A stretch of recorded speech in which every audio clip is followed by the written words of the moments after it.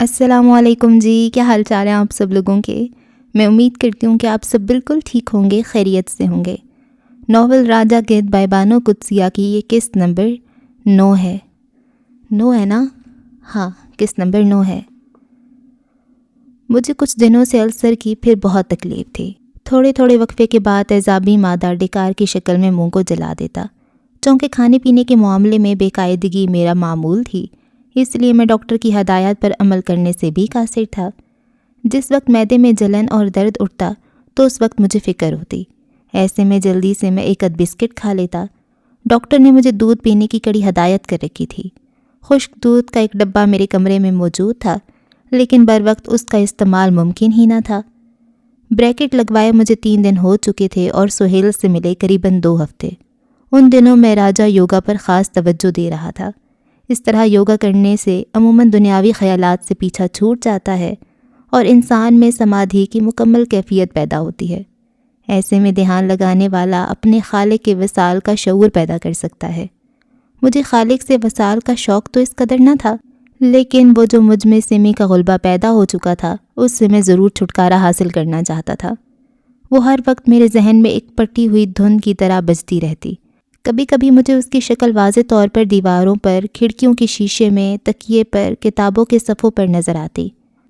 میں آدھی رات تک شے نشین پر بیٹھا چاند کو تکتا رہتا۔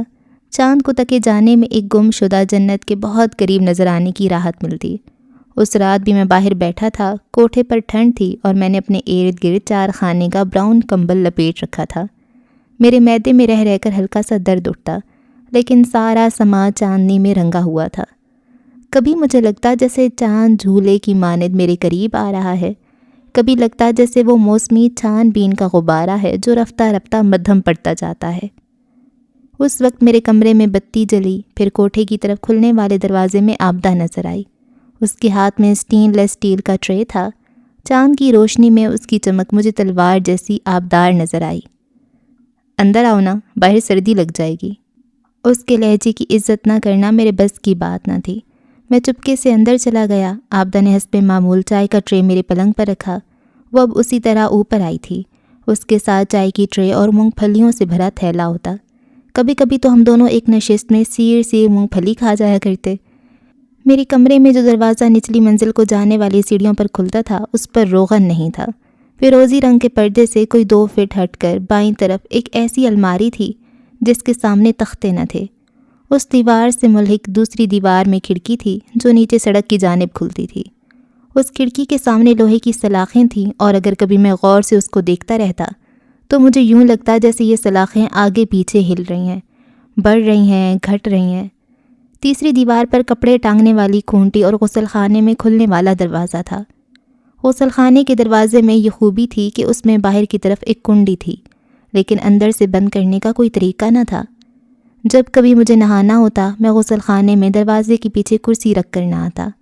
آخری اور چوتھی دیوار میں غسل خانے والے دروازے سے کچھ دور ایک اور دروازہ تھا جو باہر والے کوٹھے پر کھلتا تھا، اور اس کوٹھے سے پچھلا بے آباد احاطہ نظر آتا، جس میں دھتورے کے جھاڑ، انگریزی کیکر کا درخت اور پرانی اینٹوں کا ملبہ بے آسرا پڑا تھا۔ ساری دیوار کے ساتھ میرا نواڑی پلنگ تھا۔ اس پر ایسا بستر بچھا تھا جسے میں نے کبھی دھوپ نہیں دکھائی۔ میرا معمول تھا کہ میں اپنے خط، نقدی، ضروری کاغذات، سب اہم چیزیں اس نواڑی پلنگ کی پٹیوں میں چھپا کر رکھتا۔ ایک طرح سے گدے کے نیچے ایک اور دنیا آباد تھی۔ یہیں سمی کا رومال بھی لاکر جیسی محفوظ زندگی بسر کر رہا تھا۔ اسی پلنگ کی سامنے والی دیوار کے ساتھ میرا میز تھا، جس پر گندے برتن، سٹوو، میری ادھ کھلی کتابیں، کاغذوں کے پرزے، مارکر، سیاہی، گندے رومال، سب کچھ اتنی بے ترتیبی سے پڑا ہوتا کہ آبدہ کو سمجھ نہ آتی چائے کا ٹرے کہاں رکھے۔ یہ شروع سردیوں کا ذکر ہے۔ رات کے وقت آبدہ نے وہ سیاہ رنگ کی چادر اوڑھی ہوتی جس پر گلابی اور فیروزی کڑے ہوئے پھول تھے۔ اب اس کا معمول تھا کہ جب بھی چائے لاتی رکھنے کی جگہ تلاش کیے بغیر اسے میرے پلنگ پر رکھ دیتی، پھر میز والی آفس چیئر نکال کر اس میں ایسے بیٹھتی کہ اس کی ٹانگیں پلنگ کی پائنیتی میری رضائی کے اندر ہوتی۔ بیٹھنے کے بعد وہ مونگ پھلی کا لفافہ اپنی گود میں رکھ لیتی۔ اس نے چائے بنا کر پیش کرنے کی کبھی زحمت نہ کی۔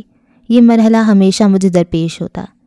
دراصل اسے باتیں کرنے اور مونگ پھلی کھانے کا بڑا شدید شوق تھا۔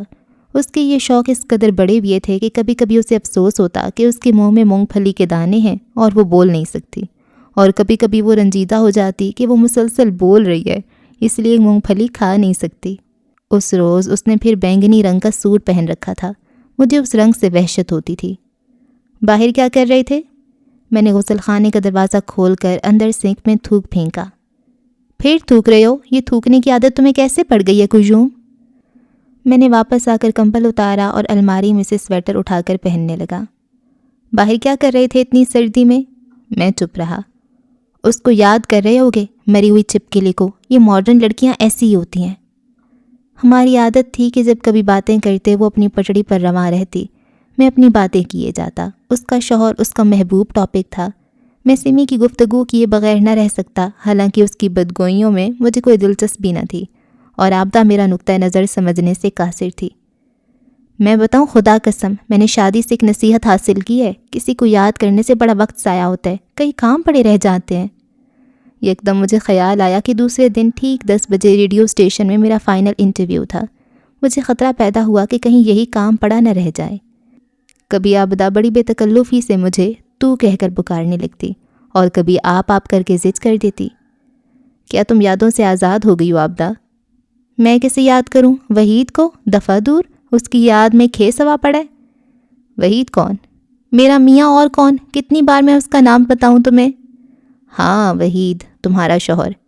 یاد رکھا کرو نا، آخر تمہاری سمی کا نام میں بھی تو یاد رکھتی ہوں۔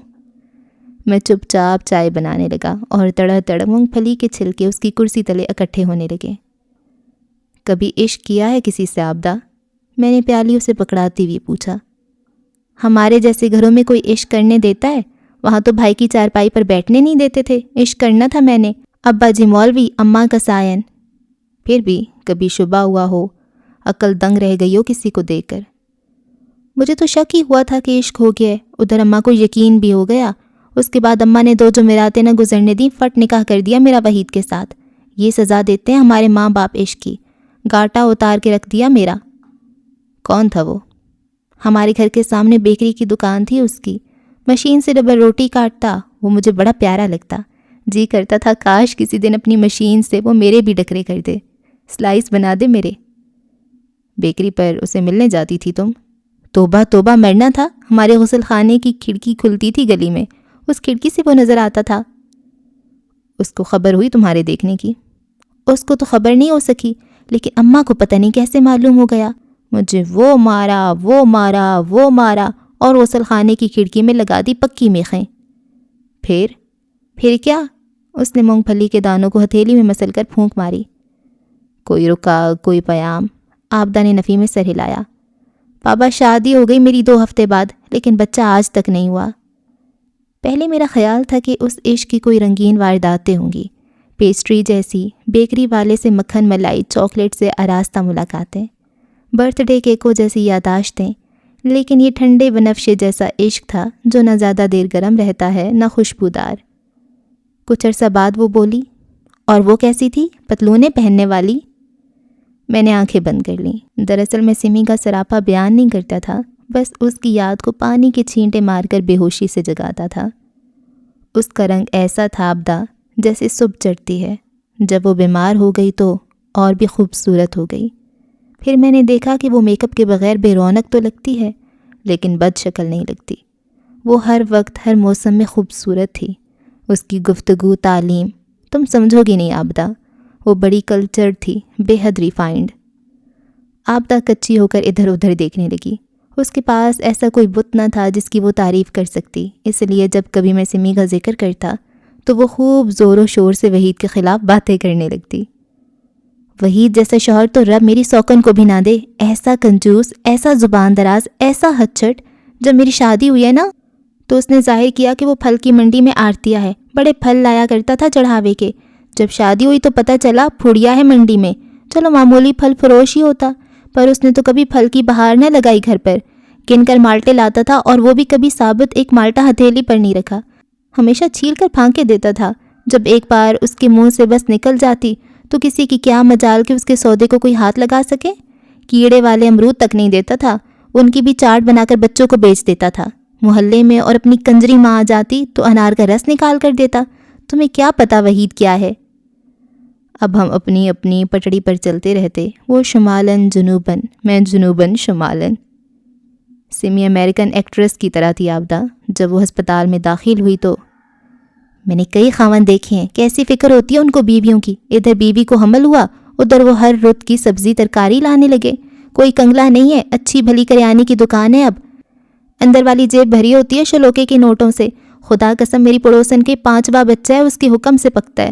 صبح و شام جو منہ سے نکل جائے حاضر. 3 سیر برف آتی ہے اس کے لیے الگ پھل ٹھنڈا کرنے کو. وحید نے تو کبھی پرواہ نہیں کی. لیکن تم تو کہتی تھیں کہ تمہارے کوئی بچے نہیں ہیں. آبدہ جل کر بولی. بچے نہیں ہوئے تو کیا ہوا، حمل تو ٹھہرا تھا نا 3 دفعہ. مجھے اس کے کسی حمل سے کوئی غرض نہ تھی، بلکہ اسے حمل زدہ حالت میں سوچ کر مجھے ابکائی سی آنے لگی. جب وہ ہسپتال میں تھی آبدہ تو اس کے ہاتھ پاؤں ٹھنڈے ہو جاتے تھے. میں کئی گھنٹے اس کے پاؤں گرم کرنے کے لیے پکڑے رہتا تھا. یکدم اس کو آگ لگ گئی. گرم پانی کی بوتل نہیں ہوتی تھی ہسپتال میں؟ ہوتی تھی لیکن مجھے آرام ملتا تھا اس کے پاؤں گرم کر کے. آبدہ نے مونگ پھلیاں کھانی بند کر دیں. جب وہ شیدی بدمعاش کسی اور کے لیے مر رہی تھی تو تم اس کے پاؤں کیوں گرم کرتے تھے ہاتھوں سے خواہ مخواہ؟ ایسی جی حضوریوں سے لڑکیوں کے دماغ خراب ہو جاتے ہیں. میں نے لمبی آہ بھری اور ہولے سے کہا. کبھی کبھی بڑی مجبوری ہوتی ہے آبدہ، خدا تمہیں کبھی مجبور نہ کرے. لیکن اگر کچھ لوگ تم پر نہ بھی مریں تو بھی ان کے پاؤں گرم کرنے پڑتے ہیں. بڑی لاتعلقی سے اس نے اچھا کہا اور چائے پینے لگی. خدا قسم کو یومی ایسے مرد سے کبھی شادی نہ ہو جسے ابھی اپنی ماں کی کھچڑ کا شوق ہو. بڈھے پھونس ہو جائیں گے لیکن گودی کا شوق نہیں جائے گا. بکری کے میمنے کی طرح ماں ماں کرتے مریں گے یتیم. ویسے تو مانو نہ مانو ساری مرزات ماں کی قسم ہوتی ہے. کیا لڑکی کو اپنی ماں سے پیار نہیں ہوتا؟ ہوتا ہے شادی تک، بعد میں وہ خود ماں بن جاتی ہے. پھر وہ ماں پر کیوں مرے؟ یہ مرد ذات کا تو ہڑکا ختم نہیں ہوتا ماں کا. یہ وحید ہے نا کریانے اسٹور والا، میرا شوہر. عام طور پر مرد زن مرید ہوتے ہیں، یہ ماں مرید ہے. اماں جی خضاب لگا لو، شیشہ لے کر کھڑا ہے. اماں جی بیر کھا لیں، موسمی میوہ ہے. اماں جی پیر دبا دوں آپ کے، اماں جی. جب یہ مرے گا تو میں اس کے کتبے پر لکھواؤں گی یہاں ایک ماں کا یار دفن ہے. آبدہ بڑی فتوریہ عورت تھی. جب وحید کے متعلق باتیں کرنے لگتی تو اس کی باتیں ہر ردیف قافیے کی قید سے آزاد ہو جاتی.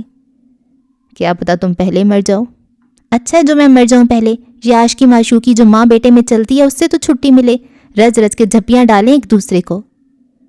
جب تم ماں بن جاؤ گی تو کیا اپنے بیٹے سے پیار نہ کرو گی؟ کروں گی لیکن سہاگا نہیں پھیروں گی اس کی جڑوں میں، کسی دوسرے جوگا بھی چھوڑوں گی اسے. مجھے اس ماں بیٹے کے عشق سے وحشت ہونے لگتی. اسے آفتاب سے ایسی محبت تھی جیسے میرا بائی کو اپنے گردھر سے تھی. اس کا اوڑھنا بچھوڑنا سب آفتاب تھا. آبدہ تنگ نظری کی حد تک وطن پرست پاکستانی تھی. اپنی وطن پرستی کے باعث وہ کسی ہندو کا نام لینا بھی گناہ سمجھتی تھی. میرا بائی کا نام سن کر جھٹ بولی. سنو کجومی، تم میرے سامنے ہندوؤں کا نام نہ لیا کرو. بس وحید کی یہ ایک اور بات مجھے بری لگتی ہے، کان سے ریڈیو لگا کر ہندوستانی گانے سنتا ہے. خدا قسم درے پڑنے چاہیے ایسے غداروں کو، الٹا لٹکا دینا چاہیے کرتبہ چوک میں. اب میں نے اٹھ کر سڑک والی کھڑکی کھولی اور باہر تھوک پھینکا. اوئے ہوئے کوئی اور کام نہیں تمہیں کجومی تھوکنے کے سوا؟ میں سلاخوں کے باہر دیکھنے لگا. سردیوں کی رات میں ایک ٹھٹھرا ہوا کتا پناہ تلاش کرتا پھر رہا تھا. ایک دفعہ میں نے مرغی پکائی، پاؤ بھر دیسی گھی ڈالا، لونگ کا تڑکا لگایا. پہلا حمل تھا میرا. پتہ کیا کیا وحید نے؟ ساری خود کھا لی. میں نے بڑھتی گھٹتی سلاخوں پر سے نگاہ اٹھا کر پوچھا. توبہ کرو، اس کے حلق سے اترتی ہے بوٹی ماں کے بغیر. نلکے کے نیچے بیٹھ کر خود ٹفن کریئر صاف کیا ریت سے، پھر وہیں سے بولا 4 پراٹھے بھی اتار دے جلدی سے. اوپر والے ڈبے میں رکھے پراٹھے اور ساری مرغی ڈالی نچلی دونوں ڈبوں میں. اور پتہ کیا کہہ کر چلا گیا؟ صبح والے بینگن پڑے ہیں کٹورے میں تیرے لیے. کبھی کبھی وہ انتہائی بے چارگی کے عالم میں میرے ساتھ لپٹ جاتی اور کہتی، آفتاب اب آ جاؤ نا. اچھا عشق تھا اس کا بھی، محبت اسے آفتاب سے تھی اور لپٹتی وہ تمہارے ساتھ تھی. ایسے نہیں ہو سکتا. ہاں، میں نے سگریٹ سلگایا. ہو سکتا ہے، ہوتا ہے. ہمیشہ ڈوبنے والا تنکوں سے لپٹتا ہے. آبدہ بڑی خوش نصیب عورت تھی. وہ اپنی ذات کو مرکز مان کر سارے جہاں کو سمجھتی تھی. عورت ایسے نہیں کر سکتی. یہ سارے مردوں کے چونچلے ہیں. ان کی جیب میں جب بھی پیسہ ہوتا ہے، کرنے مرنے کی آزادی یہ خود ہتھیا لیتے ہیں. دوہرے چسکوں کی ان کو عادت ہوتی ہے. ایک دفعہ مجھ سے روٹ کر وحید بھی گیا تھا ایک طوائف کے پاس، اچھی ہڈیاں سینکی میں نے اس کی، ایک باری سبق سکھا دیا۔ ان دوہرے چسکوں کا مرد کی ذات کو شوق ہوتا ہے، اس لیے مشقیں پھرتے ہیں کم وقت ہر وقت۔ مونگ پھلی کا لفافہ بند کر کے وہ بولتی گئی۔ میں نے پہلی بار عابدہ کی طرف بد نظری سے دیکھا اور دل میں سوچا کہ اگر یہ مردار مجھے کھانا پڑے تو کیا میں خوشی سے ایسا کر سکوں گا؟ وحید بھی بڑا بانکا بنا پھرتا تھا چنبیلی کا تیل لگا کر، میں نے کس کے گرم چمٹا مارا اس کے چولے میں، 5 مہینے سینک کرتا رہا مردار، پر عقل ٹھکانے آ گئی عاشق کی۔ میں سرہانے کی طرف سعادت حسن منٹو کی طرح کڑوں بیٹھا تھا اور وہ پائنی تھی، اب کھسکاتے کھسکاتے اس نے ساری رضائی ہتھیا لی تھی۔ تم بڑی خوش نصیب ہو عابدہ، زندگی کے سارے فیصلے تم خود کرتی ہو۔ جب کبھی کسی شخص کے اندر مرنے کی آرزو تکمیل کو پہنچ جاتی ہے تو پھر اس کے وجود پر اس کا مورٹیڈو غالب آنے لگتا ہے، سمجھتی ہو؟ ایسے میں موت سے بچانے کے لیے اس کا لیبیڈو جنس کا آخری سہارا لیتا ہے، پھر اسے صرف جنس سے زندگی مستعار مل سکتی ہے۔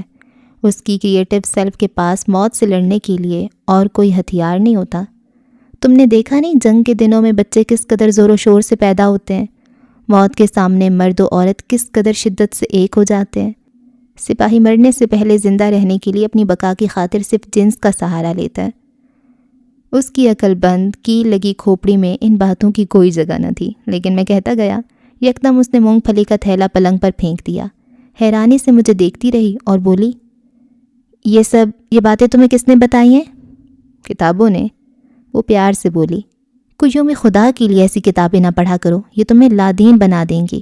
آدمی گناہ کرے تو کم از کم مانے تو صحیح کہ گناہ ہی ہے، بڑی بڑی تعویلیں تو نہ دے، توبہ استغفار کا دروازہ تو بند نہ کرے اپنے آپ پر۔ کاش میں تمہاری طرح کم عقل اور بے علم ہوتا۔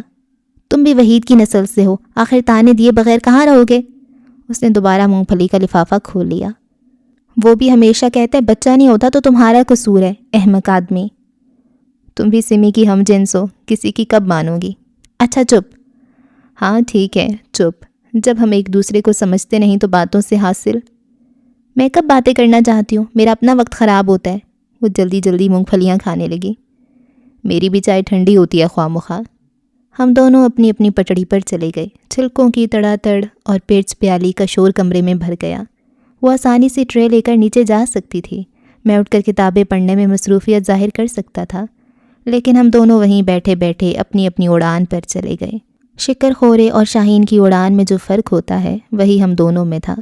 کوئی شخص اپنے خیالات کے دائرے سے باہر اڑنے کی جرت نہیں کر سکتا۔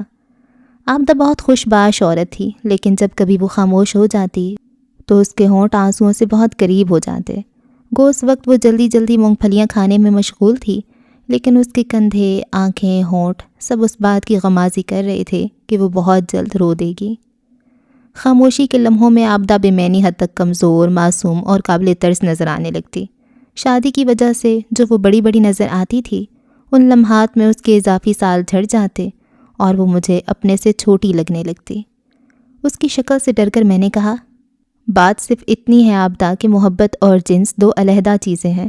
جنس افزائش نسل کے لیے حرکت میں آتی ہے اور محبت روح کی نشو و نما کے لیے۔ تم زیادہ فلسفے نہ کیا کرو میرے ساتھ، تمہاری سمی کو چپڑی اور دو کھانے کا شوق تھا۔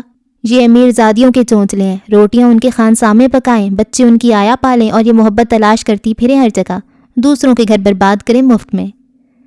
میں نے ذرا اس کی طرف جھک کر کہا، تم ٹھیک کہتی ہو، لیکن اس کی وجہ ہے کہ اس کی معنویت ختم ہو گئی ہے امیر عورت کی۔ اچھا چپ رہو، مجھے سمی میں کوئی دلچسپی نہیں ہے۔ تم بھی چپ رہو، میں بھی وحید صاحب کا کوئی قصہ سننا نہیں چاہتا۔ وہ کچھ دیر چپ رہی۔ دور کہیں آدھی رات کو بولنے والے مرغے نے آذان دی۔ یکدم وہ پھر موٹر سائیکل کی طرح رواں ہو گئی۔ میں اپنے سارے مسئلے لکھتی ہوں مولوی اکرام اللہ صاحب کو، وہ مجھے اپنے رسالے میں جواب دیتے ہیں، ان کا بڑا علم ہے فقہ و حدیث کا، بڑا اچھا مشورہ دیتے ہیں۔ کون سا مسئلہ سلجھایا انہوں نے تمہارا؟ میں نے ہنس کر پوچھا۔ حق مہر کی بات تھی۔ میں نے کئی بار اس بدبخت کریانے والے سے کہا کہ جب تو نے میرا حق مہر ہی ادا نہیں کیا تو ہاتھ کیوں لگاتا ہے مجھے؟ لیکن حق مہر لکھنا اور بات ہے، ادا کرنا اور بات ہے کجومی۔ 10,000 لکھنے کو تو لکھ دیا تھا، پر ادا اس کی ماں کرے۔ 5 سال ہو گئے شادی کو، ایک دن نام نہیں لیا حق مہر کا۔ ہاں یہ بری بات ہے۔ میں نے زبردستی اس کے مسئلے میں دلچسپی لی۔ میں نے مولوی اکرام اللہ کو خط لکھا، انہوں نے اوپر تو میرا خط چھاپا خواتین کے صفحے پر، نیچے صاف صاف لکھا کہ جو مرد عورت کا حق مہر ادا نہ کرے شب زفاف کو وہ ہاتھ نہیں لگا سکتا عورت کو۔ میں نے خط دکھایا تھا وحید کو۔ پھر پلید آدمی ہے، ہنسنے لگا۔ خدا نے تو اسے اتنی توفیق بھی عطا نہیں کی کہ وہ کبھی حق مہر معاف ہی کروا لے۔ چلو میں معاف کر دیتی، لیکن شرن کے مطابق تو چلے آدمی ہے نا۔ وہ چپ ہو گئی۔ جلدی سے اس نے ٹرے میں مونگ پھلیوں والا لفافہ ڈالا، اپنے وجود پر سے چھلکے جھاڑے اور اٹھ کھڑی ہوئی۔ ہائی کتنی دیر ہو گئی ہے، بھابھی سہولت بھی کیا سوچتی ہوگی۔ وہ دروازے میں مڑ کر بریکٹ دیکھتی رہی، پھر بولی، انٹرویو پر گئے تھے؟ ابھی کہاں، چلے جانا، بھائی مختار فکر کر رہے تھے۔ میں نے پائی نیتی سے رضائی اٹھائی اور اپنی اوپر لے لی۔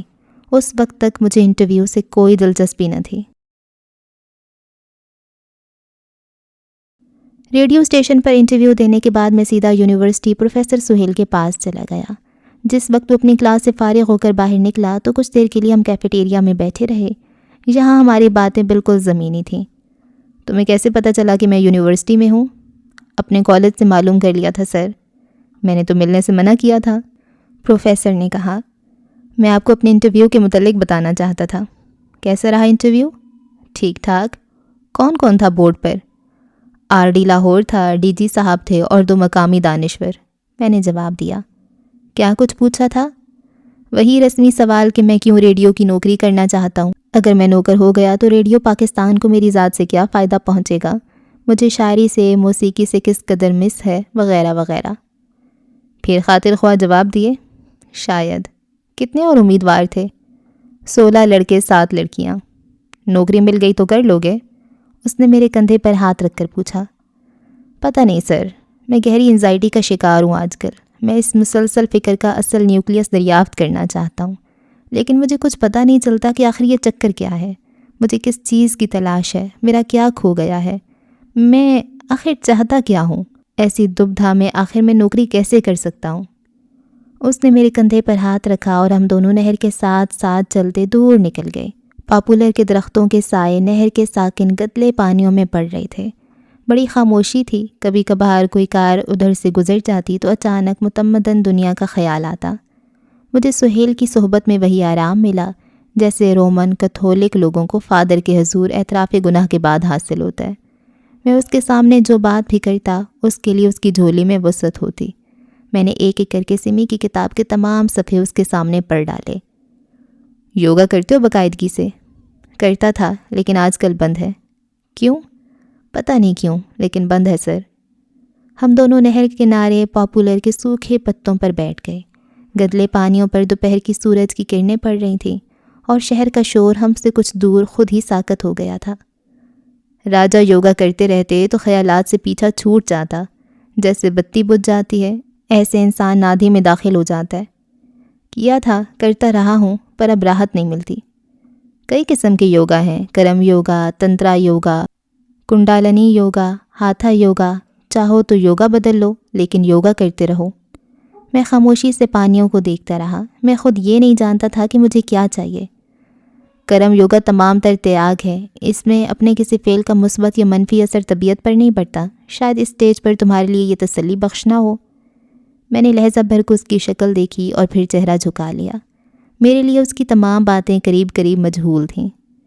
ہاتھا یوگا بہت روایتی طریقہ ہے۔ اس پر عمل کر کے انسان اپنے ریفلیکسز پر قابو پا لیتا ہے۔ دل کا بند کرنا، انتڑیوں کا ہلنا، سانس کا کنٹرول، حتیٰ کہ اگر ایسے یوگی کو سمادھی کی حالت میں زندہ دفن بھی کر دیا جائے تو ذہن کو جسم پر سبقت حاصل ہوتی ہے۔ سر، جادوگری کی باتیں نہ کریں۔ مجھے یہ سب کچھ نہیں چاہیے۔ میں خود کئی آسن جانتا ہوں، لیکن اب مرغ، شیر، درخت، ہل، سانپ بننے سے تسلی نہیں ہوتی۔ صداسن، ویراسن، پدم آسن سب بیکار ہیں۔ تنترا کر لوگے؟ میں نے لمحہ بھر کو اس کی طرف دیکھا۔ کس کے ساتھ؟ کوئی ایسی عورت تلاش کرو جو تمہارے ساتھ تنترا یوگا کرنے کو تیار ہو، شادی شدہ ہو اور تم سے دائمی تعلق کی آرزو مند نہ ہو۔ وہ مر چکی ہے۔ وہ چند لمحے خاموش رہا۔ دراصل تمہیں اس وقت شکتی کی ضرورت ہے جو تم میں امید کو زندہ کرے۔ جستجو میں اگر امید کا عنصر شامل نہ ہو تو انسان کسی مثبت نتیجے پر نہیں پہنچ سکتا، اور تنترا یوگا میں، صادقہ میں اس قدر امید پیدا ہو جاتی ہے کہ وہ کبھی کبھی موت پر بھی حاوی ہو جاتا ہے۔ صادقہ کے مطلب جانتے ہو؟ جی، یوگا کرنے والا۔ امید مجھے ایک ستاروں لگی چوگوشیا ٹوپی کی طرح ہوا میں لہراتی ہوئی نظر آئی، جو کسی لمحے بھی میرے سر پر فٹ بیٹھ سکتی تھی۔ تنترا یوگا کے متعلق بہت سی غلط فہمیاں ہیں، لیکن جو پرانے سیانے تھے وہ جانتے تھے کہ انسانی ارتقاء ہمیشہ پولیرٹی سے پیدا ہوتا ہے۔ شوجی مہاراج اور شکتی کے میل سے کائنات وجود میں آئی ہے۔ پرانے آریائی لوگ اور تبت کے باسی تنترا یوگا سے وہ طاقت حاصل کرتے تھے، ایلان وائٹل کہنا چاہیے۔ میں چپ رہا۔ مرد جو شوجی کا روپ ہے اس کی قوت بجلی سے مشابہ ہے، عورت جو شکتی ہے اس کی طاقت مقناطیس ہے۔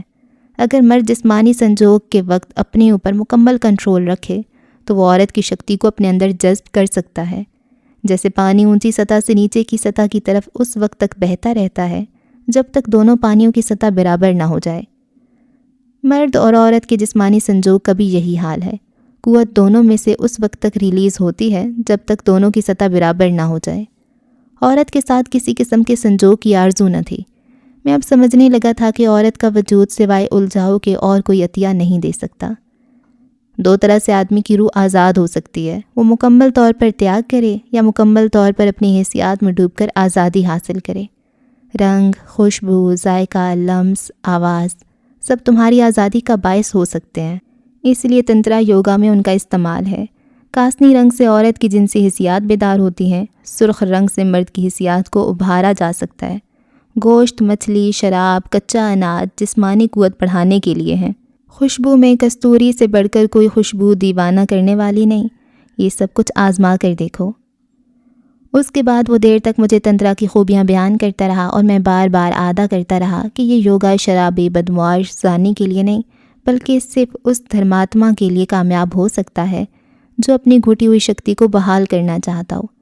اگر تنترا کے لیے کوئی عورت مل جائے تو مرد کو ہمیشہ یہ یاد رکھنا پڑتا ہے کہ یہ سنجوگ کو بظاہر جسمانی ہے، لیکن اس کا اصلی جوہر اپنی ذات پر کنٹرول سکھاتا ہے، اور جس طرح سانس لیتے وقت پران کو ہوا سے لے کر پھیپھڑوں میں داخل کرتے ہیں، ایسے ہی تنترا کرتے وقت عورت سے شکتی حاصل کر کے اپنی کنڈالنی کو، جو تمام تخلیقی طاقتوں کی جان ہے، بیدار کرتے ہیں۔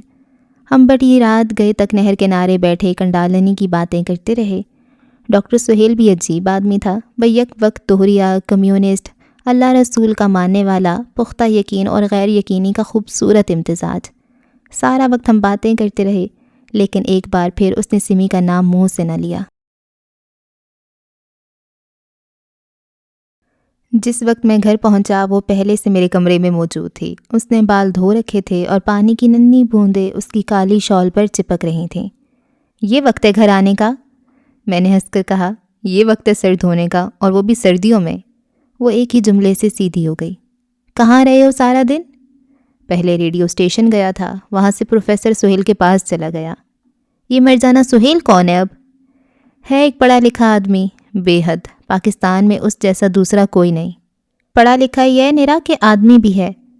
میں اپنے چھوٹے چھوٹے کاموں میں مشغول ہو گیا اور وہ چپ چاپ مونگ پھلیاں کھانے میں جت گئی۔ اچانک مجھے الماری میں ایک موم بتی نظر آ گئی۔ میں نے اس کاسنی رنگ کی موم بتی کو روشن کیا، اس کے سامنے کاسنی رنگ کا گڈی کاغذ کتابوں کی مدد سے کھڑا کیا اور بجلی کا بٹن بند کر دیا۔ ہائے، یہ کیا اندھیرا کر دیا قیومی؟ دیکھو یہ کاسنی روشنی کتنی پیاری ہے آبدہ، اس روشنی میں چائے پئیں گے۔ اب وہ اپنے اور وحید کے بے مزہ واقعات بیان کرنے لگی۔ ایک روز وحید نے کیا کیا، ایک بیڈ لیمپ خرید کر لایا۔ کسی فلم میں دیکھا تھا اس نے کہ ہیرو بیڈ لیمپ جلا کر پڑتا ہے۔ گھر آ کر اس نے ساری شام بیڈ لیمپ فٹ کرنے میں لگا دی، 3 سوئچ بدلے، 2 بلب فیوز کیے۔ جب بیڈ لیمپ فٹ ہو گئی تو اس کی روشنی میں بیٹھ کر حساب کتاب دیکھنے لگا۔ بدبخت کا چھوٹا سا چہرہ ہے، اوپر سے رکھی ہوئی ہے لمبی لمبی راجپوتی مونچھیں۔ توبہ، بیڈ لیمپ کے سامنے تو پورا لدھڑ لگتا تھا بیٹھا ہوا۔ آج میں سمی کے متعلق باتیں نہیں کرنا چاہتا تھا، لیکن میں نے صرف مدافعت کے طور پر کہا، جب آفتاب لندن چلا گیا آبدہ تو سمی پر حسد کا دورہ پڑ گیا۔ وہ سارا دن ایسے خیالوں سے اپنے آپ کو لہو لہان کرتی رہتی تھی جو آفتاب اور زیبا سے متعلق ہوتے۔ آدمی کتنا اذیت پسند ہے۔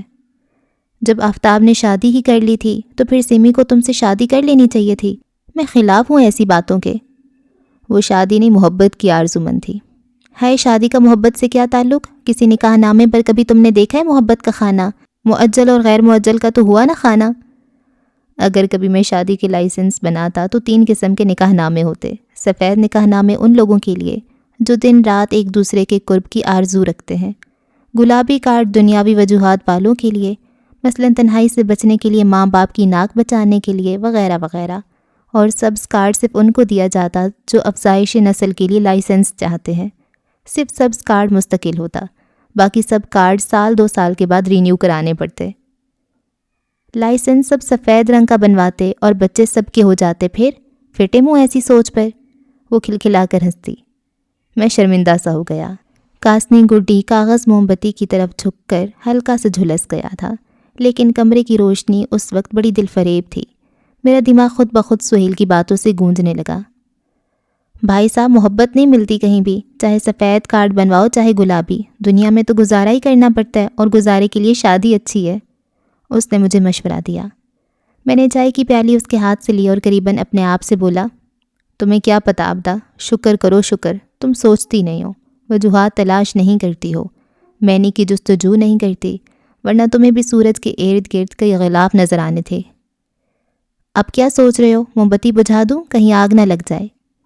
لگ جانے دو آگ۔ ایسے جملوں کا اس پر کوئی اثر نہ ہوتا، وہ کن چھری سے ہلال ہونے والی نہ تھی۔ میں نے تو محبت کے متعلق کبھی زیادہ نہیں سوچا، عابدہ بولی، اور میں اس کے علاوہ اور کسی چیز کے متعلق سوچ ہی نہیں سکتا۔ پھر کیا سوچا تم نے آج تک؟ یہی کہ دولت اور محبت کی ایک ہی سرشت ہے۔ دولت کبھی انجانے میں چیر پھاڑ کر ملتی ہے، کبھی وراثت کا روپ دھار کر ایسے ڈھب سے ملتی ہے کہ چھوٹی انگلی تک ہلائی نہیں ہوتی اور آدمی مالا مال ہو جاتا ہے۔ پھر اکلوتے لاڈلے کی طرح دولت کو اجاڑنے برباد کرنے میں مزہ ملتا ہے۔ کبھی پائی پائی جوڑتے رہنے پر بھی پورا روپیہ نہیں ہوتا۔ کبھی محبت اور دولت ملتی رہتی ہے، لیکن سیرے کی کیفیت پیدا نہیں ہوتی، چادر پوری نہیں ہوتی تن پر۔ کبھی محبت رشوت کی روپ کی طرح ڈھکی چھپی ملتی ہے، لوگوں کو پتہ چل جائے تو بڑی تھڑی تھڑی ہوتی ہے۔ کبھی کاسے میں پڑ جانے والی اکنی دونی کی خاطر ساری عمر تیرا بھلا ہو کہنا پڑتا ہے۔ تجھے کیا پتہ عابدہ، محبت اور دولت نے انسانی دل پر کیا کیا حکمرانی کی ہے۔ چاہے تو سیلاب کی طرح بستی اجڑ جائے ان کے ہاتھوں، چاہے تو بوند بھر نہ برسے اور ریگستان کے اوپر سے گرجتی چمکتی چلی جائے۔ ان سگی بہنوں سے تو جس قدر ناتا کم ہو، آرام ہے۔ کاسنی کاغذ جھلس کر کالا ہو چکا تھا۔ عابدہ اٹھی اور سانس کی لمبی پھونک سے اس نے موم بتی بجھا دی۔ کمرے میں اثرنو بجلی کا بلب جلنے لگا۔ قیوم، تمہیں کسی دماغی ڈاکٹر سے ملنا چاہیے۔ کیوں؟ مجھے لگتا ہے تمہارے سر کو گرمی ہو گئی ہے۔ تمہارے پاس اس کا کوئی علاج نہیں؟ میری اماں ایک پھکی بنایا کرتی تھی، بادام کی گریاں، چاروں مغز، سونف، چھوٹی الائچی، مصری۔ تم کچھ نہیں بنا سکتی؟ میں کیا کر سکتی ہوں، مجھے وہ نسخہ ہی نہیں آتا۔ میرے ایک دوست نے بتایا ہے کہ تم شکتی ہو، تم مجھے نربل کو طاقت دے سکتی ہو۔ کیسے؟ اس وقت تک مجھے علم نہ تھا کہ میں سہیل کی باتوں کو عابدہ سے دہراؤں گا۔ مجھے تو یہ بھی علم نہ تھا کہ عابدہ اور مجھ میں کوئی رابطہ ممکن بھی ہے۔ مرد اور عورت کے درمیان 8 قسم کا لگاؤ ہوتا ہے، اور ہر لگاؤ سے انسان کو ایک خاص قسم کی شکتی ملتی ہے۔ وہ حیرانی سے میرا منہ تکنے لگی۔ پہلا تعلق خیال کا ہے۔ جب کسی کا خیال دماغ میں بس جاتا ہے اور نکالے نہیں نکلتا تو اسے سمرنام کہتے ہیں۔ جب اس تعلق کا ذکر کسی سے کریں تو یہ دوسری سٹیج ہے۔ جنس لطیف کی صحبت میں رہنا تیسرا تعلق ہے۔ عورتوں کے ساتھ ہنسی دل لگی چوتھا۔ عورت سے دلی گفتگو کرنا 5واں سٹیج ہے۔ اس کے بعد جسمانی تعلق کی آرزو چھٹی حالت ہے۔ اس آرزو کو ارادے سے پختہ کرنا 7واں تعلق ہے۔ اور آخری اور مکمل سیڑھی وہ ہے جب شوجی اور شکتی ملتے ہیں اور ایسی روح کو جنم دیتے ہیں جو نہ مرد ہوتی ہے نہ عورت۔ ہائے ہائے، کہیں باتیں کرنا بھی گناہ ہی نہ ہو۔ وہ کرسی سے اٹھی۔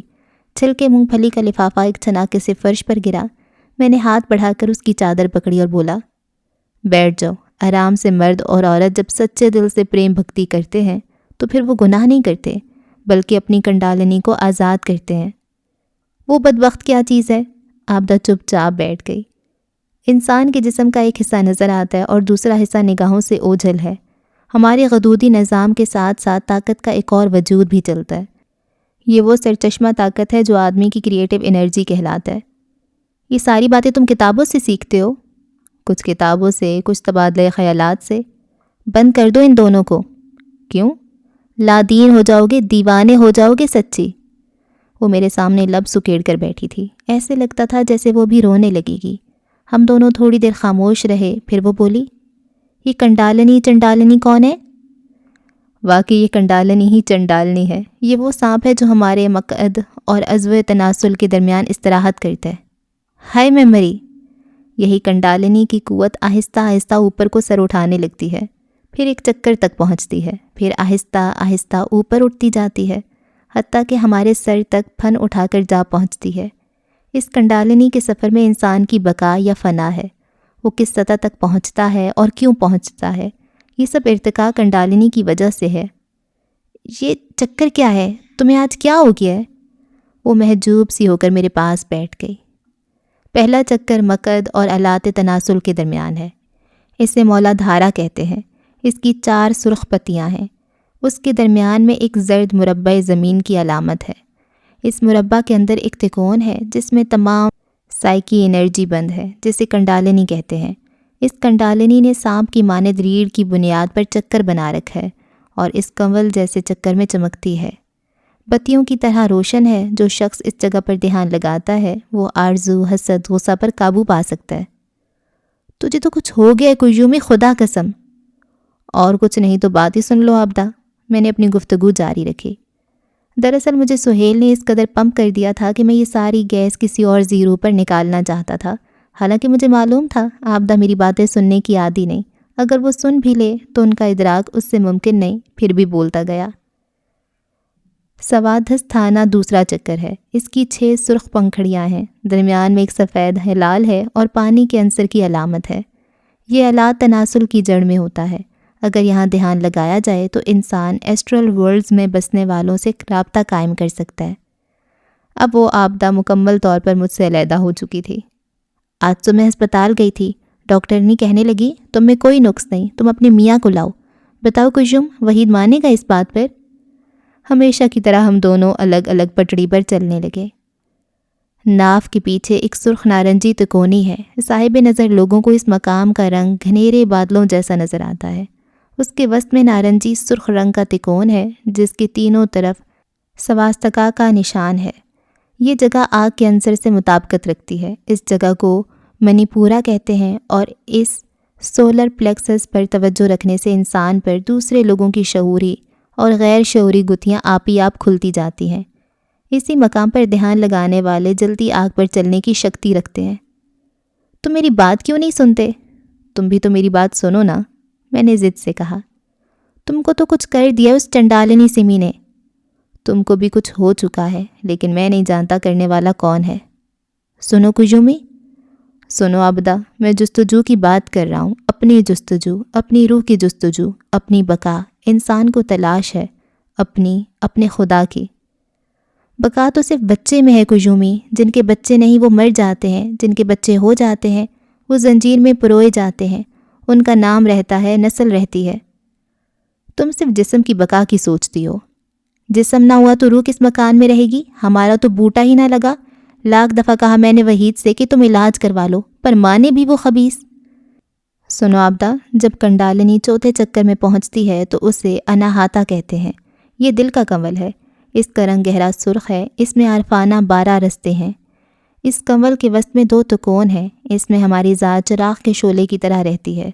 یہ شعلہ جو ذات الہی کی روشنی سے مشابہ ہے، یہاں اوم کا لفظ رہتا ہے۔ اس انہد باجے کی آواز آبشاروں جیسی ہے، یہاں شہد کی مکھیوں کی بھنبھناہٹ، چاندی کی زنجیریں، سر کی ہوئی بانسری گھنٹیاں، بڑے بڑے ٹمک اور مردنگ بجتے ہیں۔ کائنات کی صدا یہاں سے آ سکتی ہے، ہوا کے عنصر پر اس کا مدار ہے۔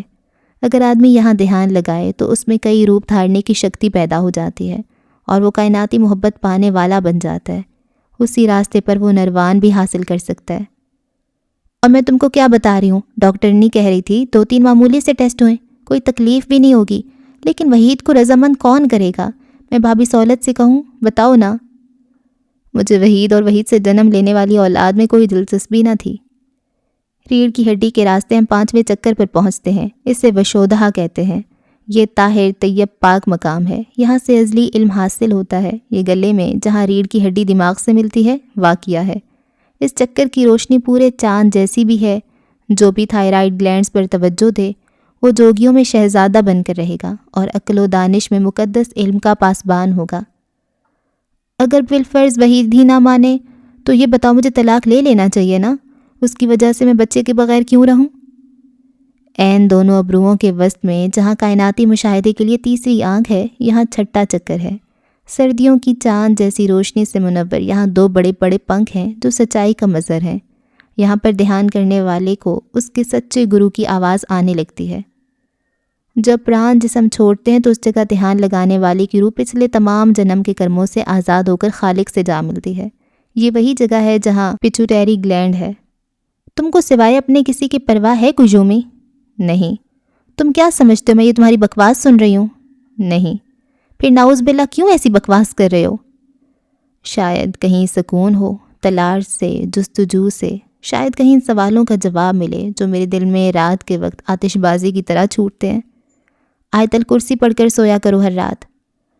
آخری چکر کنول کا ایسا پھول ہے جس کی 1000 پتیاں ہیں۔ یہاں شکتی اور شوا کا میل ہوتا ہے، اجتماع ضدین ہوتا ہے، چاند سورج کا ملاپ، بجلی اور مقناطیس کا سنجوگ۔ یہ سر کا قطبی حصہ ہے اور نچلے 6 کے 6 چکر اس کے تابع ہیں۔ اس کی رنگت شروع میں زرد ہوتی ہے لیکن رفتہ رفتہ ہیرے جواہرات کی طرح چمکنے لگتی ہے۔ جو شخص کنڈالنی کے اس مقام پر قابض ہو جاتا ہے وہ اپنے 2 موہے دشمن پر قابو پا لیتا ہے۔ دشمن کون؟ وقت اور موت۔ یہ دونوں پھر ایسے تنترک کا کچھ بگاڑ نہیں سکتے۔ اس وقت آبدہ پلنگ سے دوبارہ اٹھی۔ اس کی جھولی سے مونگ پھلیوں کے چھلکے خزاں کے پتوں کی طرح ایک بار پھر گرے۔ اونچی قمیض تلے کاسنی شلوار کا پورا گھیر گنبد پر چڑھے غلاف کی طرح نظر آیا۔ تم تو واقعی پاگل ہو گئے ہو، خدا قسم کیا کیا بک رہے ہو؟ تم شکتی ہو، شکتی آبدہ۔ تمہارے ملاپ سے مجھے اپنی روح کا نروان، میرا خدا مل سکتا ہے۔ میری لامتناہی تلاش ختم ہو سکتی ہے۔ تمہاری آرزو کی تکمیل ہو سکتی ہے۔ تم ماں بن سکتی ہو، ماں۔ میں نے اسے لالچ دیا، پھر منت کے انداز میں مقدس گنبد پر ہاتھ رکھا۔ پتہ نہیں آبدہ کیوں خاموش بیٹھ گئی۔ اس کی آنکھوں میں بڑی حیرانی تھی۔ اس نے آہستہ سے کہا، تم چاہتے ہو میرے بچے ہوں کجوم؟ سچ سچ بتاؤ، تمہیں ترس آ رہا ہے نا مجھ پر؟ اوکے جی، تو اس ایپیسوڈ کو یہاں پہ ختم کرتے ہیں۔ اور کجوم دن بدن پاگل ہوتا جا رہا ہے اور میں آبدہ سے وہ کرتی ہوں کیا کہتے ہیں اس سے، اختلاف نہیں، اختلاف کے اپوزٹ کیا ہوتا ہے؟ میں ایگری کرنے کو اردو میں کیا کہتے ہیں؟ متفق ہوں آبدہ سے، ہاں جی، کہ آبدہ تو ٹھیک ہے، وہ بندہ اور وہ سہیل صاحب بھی خراب ہیں، عجیب عجیب سی باتیں کرتے ہیں۔ یہ شاید نا یہ یوگا کی کوئی چیزیں ہوں گی، یہ نروان شروان پروان پران یہ چکر فلانا ٹمکانا، مجھے تو لفظ نہیں سمجھ آیا۔ جن کو سمجھ آئی ہے وہ مزے کریں اور ان پہ قابو پا لیں شکتیوں پہ۔ آبدہ سمپل سی بندی ہے اور مجھے آبدہ کی باتیں سمجھ آتی ہیں۔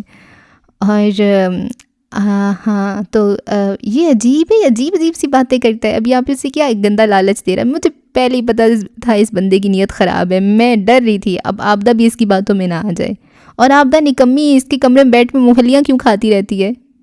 بھابھی سہولت بھی کچھ نہیں کہتی؟ بھابھی سہولت نہ بالکل صحیح اس بندے کے ساتھ رہتی ہیں، آتی ہیں کام کی بات کرتی ہیں چلی جاتی ہیں، وہ ٹھیک ہے۔ ایسے نا بندے کے ساتھ زیادہ دیر بات ہی نہیں کرنی چاہیے۔ اب یہ نمونی سی بیٹھی رہتی ہے، مونگ پھلیاں کھاتی رہتی ہے۔ اب کوئی اور نیا چنا چڑھا دیں، مجھے تو ان کا ہی ڈر لگا رہتا ہے۔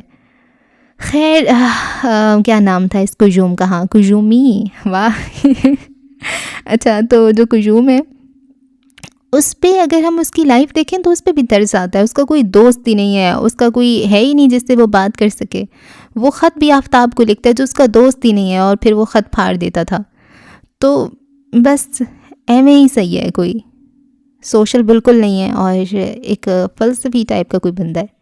خیر جی، آپ بتائیں آپ کو مزہ آ رہا ہے کہ نہیں آ رہا ہے؟ کامنٹ میں بتایا کریں، اور ہوتی ہے اگلی قسط میں ملاقات۔ دعاؤں میں رکھیں یاد۔ اللہ حافظ۔